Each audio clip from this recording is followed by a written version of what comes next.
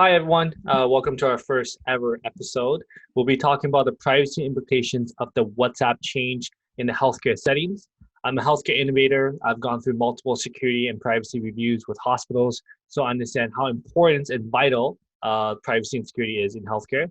Today, I'm joined by Joseph Choi, who will be introducing himself. Hey everyone, I'm Joe Choi. I'm an emergency physician in Toronto. I do a lot of quality improvement work, and I try to pretend like I'm a healthcare entrepreneur. Um, but it's definitely something that's important to me, and I get asked by my colleagues a lot to explain all the nuances. So let's get into it. So, I use WhatsApp day to day. I open it, discuss things with my family and friends. And with the new privacy policy change that is super lengthy to read, and there's been a lot of discussion online about it, I'm trying to understand how does it affect me? And I guess, Joe, can you simplify it for me? So first of all, the the changes in the policy is meant to be confusing. It's meant to be such that you really don't know what they're trying to talk about. So I think before we even dive into the specifics of the policy itself, we should start from the foundation. So first, I'm going to ask you a question. Do you know what cookies are? Yeah, so I guess, Joe, I know what cookies are. So it's like a tracker of some sort that they put on your computer, but instead of like a physical tracker, it's a file they put on.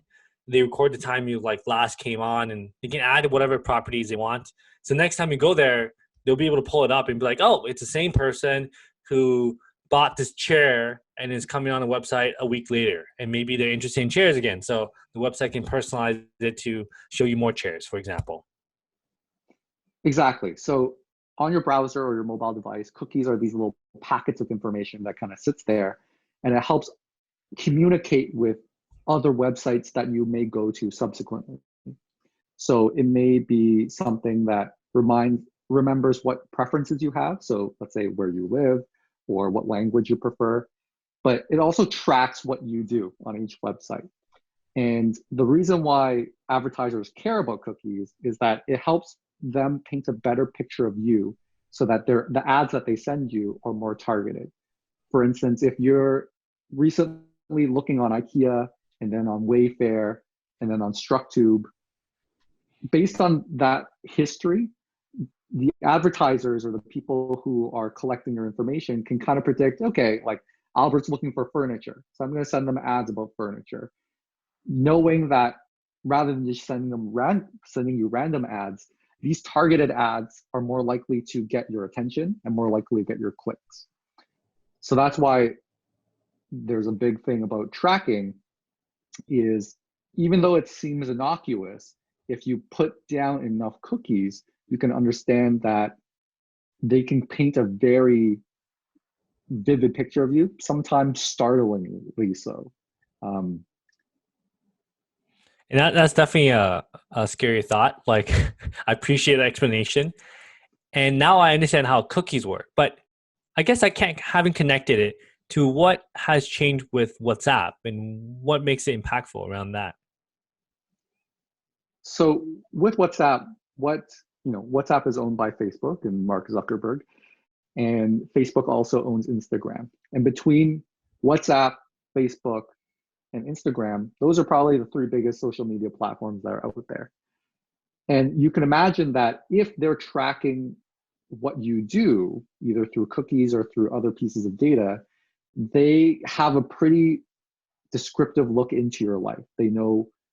What you're, they kind of know what you're doing, what you like, who you interact with, to what degree do you interact with those people. And with all that data, it may, again, any individual piece of data might not be very helpful, but when they're gathering hundreds and thousands and millions of data points on you, that's when you're entering kind of big brother territory where they can almost, not to make it too sound alarmist, but it's designed to almost read your mind. So with WhatsApp, previously, when it was first bought by Facebook, it was kind of this, security darling, right? It was end-to-end encrypted and all these things. But with this service change, they're going to start sharing all of your usage information with Facebook, their parent company. And that includes your phone number, your contacts, your location, your IP address, what phone you're using, what time zone you're in, what mobile network you're using. There's a lot of different data from your device and from your metadata. So the data based on how you're using the app that is going to be fed back into the wider Facebook network. And with all the data, and if you also use Facebook and if you also use Instagram, you can imagine how much data they're actually taking from you for the purposes of selling you ads. And while the ads themselves may not be a bad thing, depending on how you look at it, it's the thought that someone is out there watching your moves that is very disconcerting to a lot of users.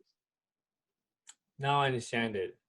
And I understand that, now that my information is collected, these advertisers can show me more relevant ads, which I've seen a lot, follow me on Instagram and such like that.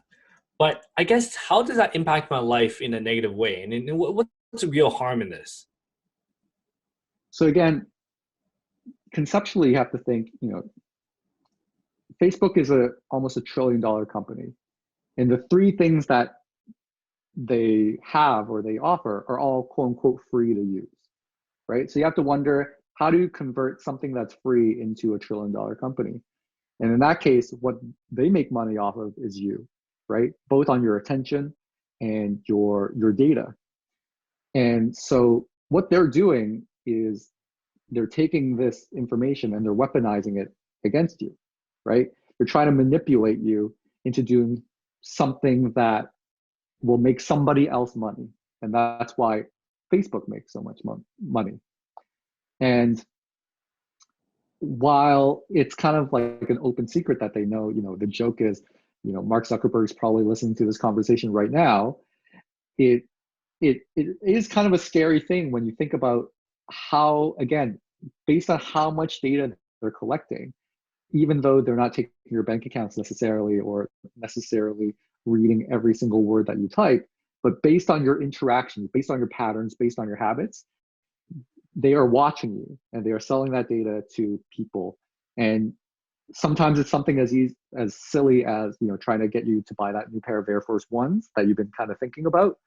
But they can sometimes also be used for more nefarious reasons, as we saw with the Cambridge Analytica scandal with Facebook, where they sold it to political companies for the single purpose of trying to manipulate your thoughts and your behaviors. And so that is definitely no joke. That sounds like, honestly, a world that is becoming like more of like 1984, and that's obviously a very scary world to live in. And I guess in this case of WhatsApp and I guess healthcare setting, let's say my friend is a doctor and he uses WhatsApp to talk to his coworkers on his patients. What's the implication of that? What's wrong with that? And can WhatsApp read the message now? So that's a very interesting question. That's a very good question that my colleagues ask me all the time about Facebook, about Signal, about Telegram.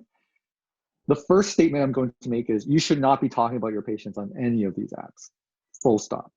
Right? Doesn't matter if it's end-to-end encrypted. It doesn't matter this, that, or the other. All these commercial apps are not healthcare compliant, and there are many reasons about that. And I'm not going to go into all the reasons.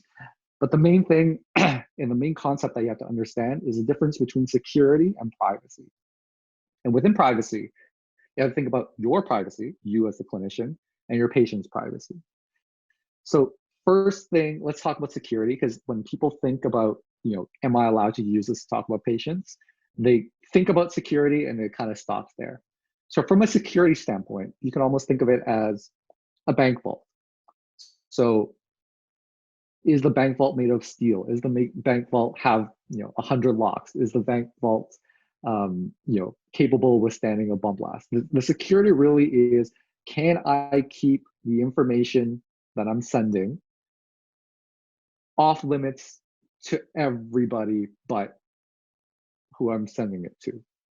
So WhatsApp prides itself on end-to-end encryption, which means that the message itself cannot be read by anybody other than me and the people I'm sending it to, right? And so that is when you think about security alone, that is the gold standard.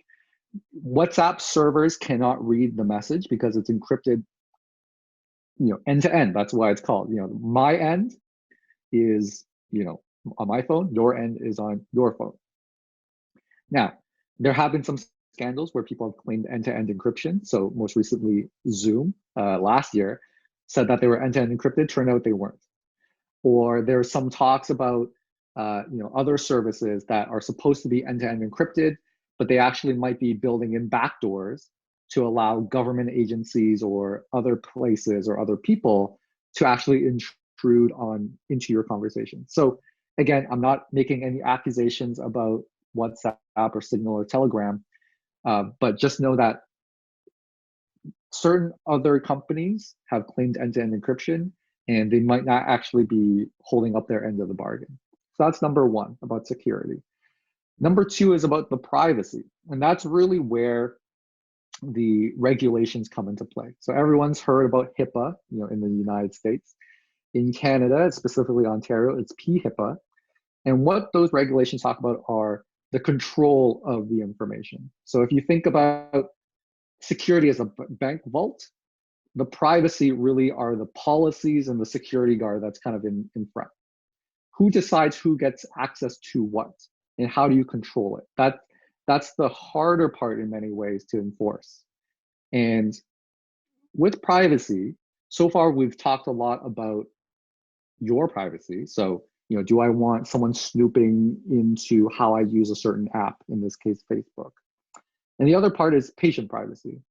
And with patient privacy, what they really care about is making sure that the patient information is sent and stored in such a way to ensure that only the people who are caring for that patient get it.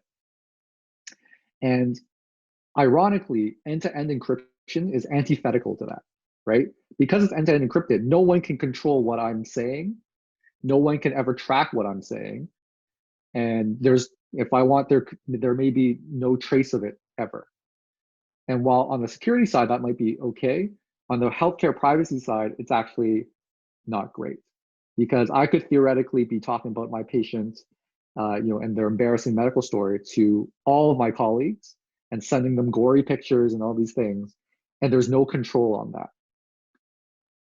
Also on the flip side is, because it's end-to-end encrypted and they kind of expect you to police yourself in terms of deciding who you're talking to and how you're using the device, what happens is you have the potential for accidentally talking to people you shouldn't be. Or let's say if you lost your phone, there's actually no way to recover that information on your phone, because by design, for better or worse, WhatsApp or Signal has no control on that.